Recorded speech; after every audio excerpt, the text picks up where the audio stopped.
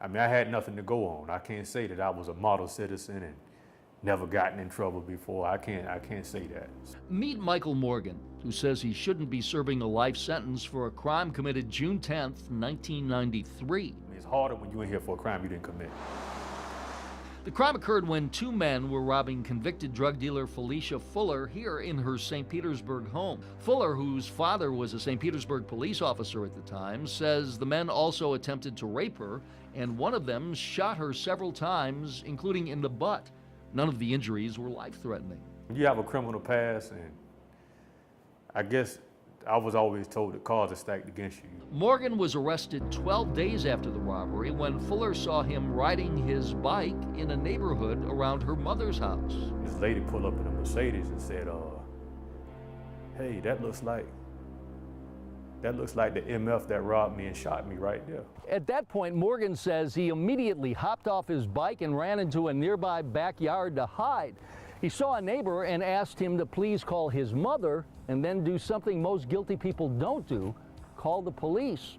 When the cruiser arrived, both Fuller and Morgan went up to the officer. He's the one that broke in my house and robbed me and shot me. And I'm like, no, you got the wrong dude. While those words are often echoed by prisoners, in Morgan's case, he has many supporters, including Keith Bentley. I don't believe he was guilty. But that's not what Bentley believed 18 years ago as he was serving on the jury that convicted Morgan. And he's in prison because of a decision that I was a party to. That is hard to bear. Bentley says the jury never knew that Felicia Fuller was brought to court to testify against Morgan from the Florida State Prison where she was serving a sentence for drug dealing. We weren't given the facts. We weren't given all that information. The jury also didn't know Morgan had not matched the initial description Fuller gave to police. And since there was no DNA or physical evidence of any kind, the jury voted guilty only because of Fuller's testimony that Morgan was the man. We had a broken puzzle.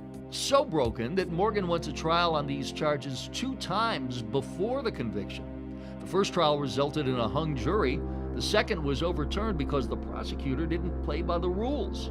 And Morgan had an alibi. But the jury never knew that either.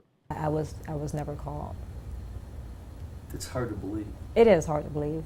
Melody Walker was Morgan's girlfriend at the time and says Morgan called his mother from her house. Mom, I'm here at Melody's house. I'm gonna be here for most of the night. I could hear her baby in the background crying, and I said, okay. And at that time we had call ID, so I knew he was calling from there.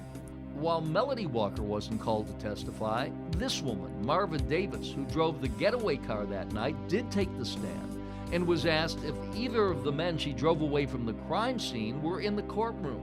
Davis replied, No, I don't see him in the courtroom. From the co-defendant? The other man convicted of the robbery, Gerald Wright, wrote 2 detailed letters to Morgan's mother, Vel Thompson. Michael didn't have anything to do with this. I didn't even know Michael. I didn't know your son. He just got caught up in something that he had nothing to do with. In this interview, Wright told St. Pete Police Detective Ron Nudwang the same thing. In this deposition, Detective Mike Salona testifies Wright said he didn't know Michael. And in this sworn statement, Wright testifies under oath that Morgan wasn't involved. Because the only evidence that you had was the victim saying that he did it. There's no DNA, there's no fingerprints, there's no hair fibers, nothing. And the co-defendant didn't know my son. But then, out of the blue, the co-defendant, Wright, recanted. Now, Michael had an opportunity to plead out in this case, and he said no. He said, these charges are horrendous. I don't want my child or children to grow up thinking that I'm some type of sexual pervert. I said, man, I'm going to trial. Tell me why. If I did this, yeah, I'm gonna take the deal and run. But no, I'm not gonna do that. If I have to sit here and die in prison, that's just so be it.